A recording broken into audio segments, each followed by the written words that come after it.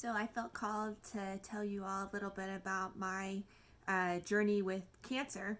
Um, I was in Costa Rica in 2018, and I had some kidney stones. And when they were diagnosing me with kidney stones, they found a mass in my intestines, and it turned out to be lymphoma. And so we packed up and we left our home of Costa Rica that we had made home as missionaries. And we went back to our mission base Big Woods for chemo treatments.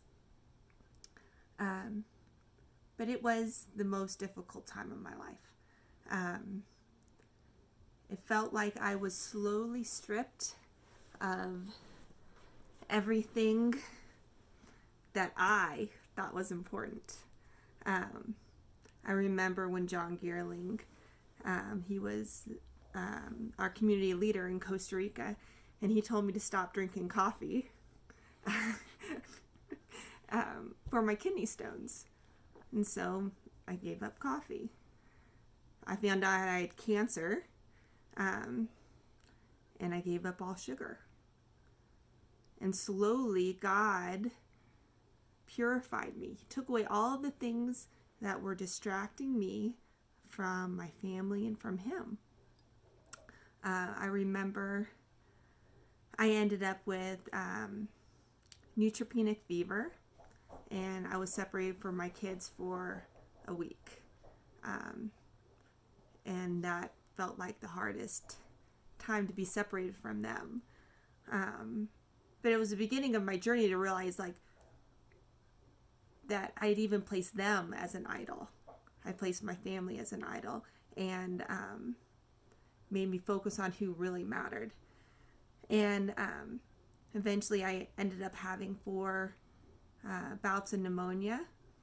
And with each bout of pneumonia, I saw my family less and less and less. And I remember at the last bout of pneumonia, Jason was home with the kids. I mean, by this point, he needed to be home with them. And so I was alone in the hospital, and all I had left was this awful cross that I'd been carrying and Jesus. And I remember just holding on to my Bible and falling asleep, hugging it.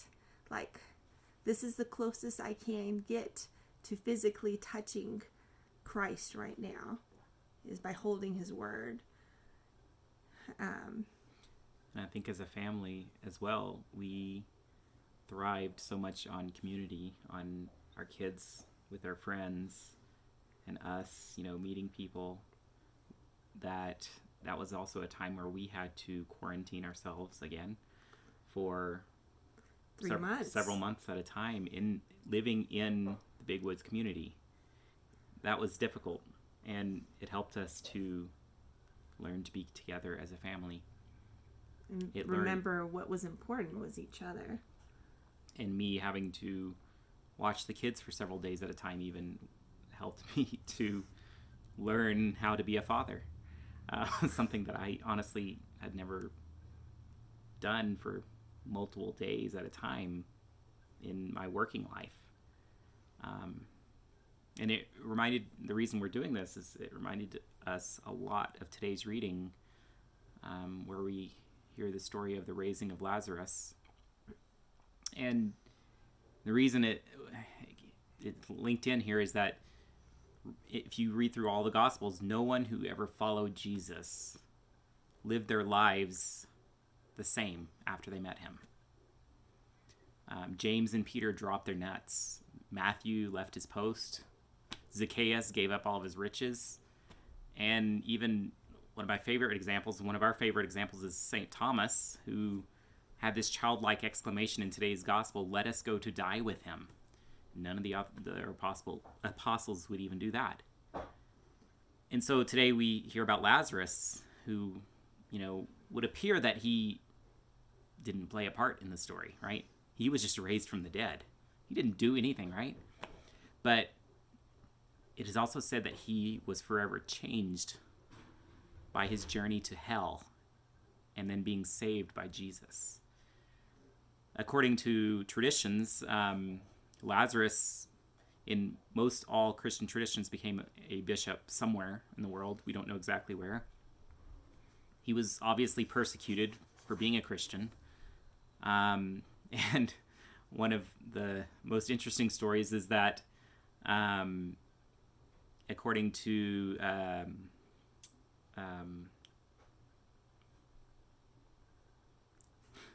according to Orthodox tradition, Lazarus never smiled in the 30 years after he was raised from the dead.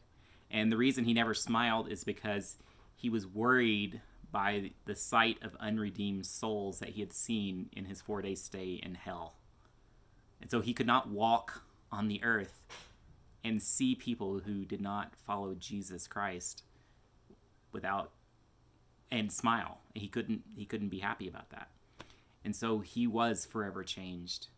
And so the question for everyone today, I guess, is, we're obviously going through a conflict right now, a struggle, a crisis. No story, no plot, no movie ever written doesn't have conflict in it. And the conflict is there for a reason. It's there to change the characters. The characters start the movie. They're living their lives, doing what they think they need to be doing. They think maybe it's perfect, maybe it's not perfect, maybe it's really bad. And then there's a struggle, there's a conflict that happens. And they spend most of the movie or the story or the book resolving this conflict. And after they're done, they're not the same people anymore that they were at the beginning.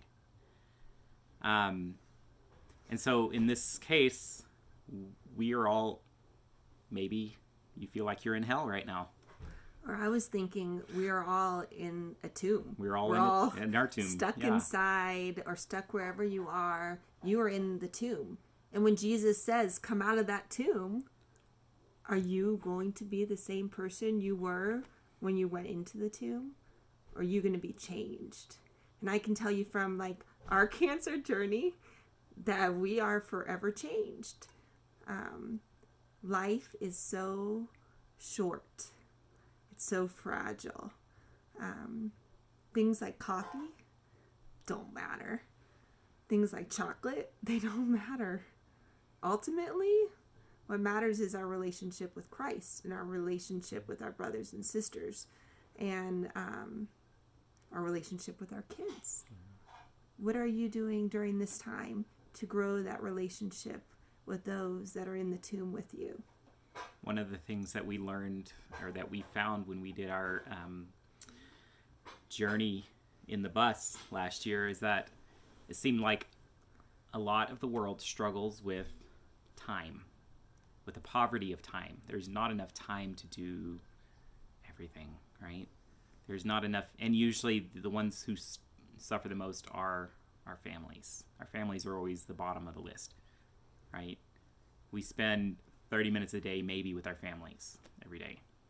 That's actually been studied and proven. And there's so many things on our calendars. There's work, there's extracurricular activities, there's parties, there's schooling for ourselves, there's shopping, homework, all this stuff. All these things that we put above time with our families. And time with God. This is a time that God is burning away those commitments, right? How is our schedule going to look when we come out? Is it going to be the same as it when it came in? Hopefully it's not. Are we going to put the same value on our community, on the people around us, as we did before? Are we going to put the same value on, being able to enjoy being outside, being able to enjoy, going out for a walk? Are we going to put the same value on our environment? Look around the world. All the major cities in the world have been cleared of smog.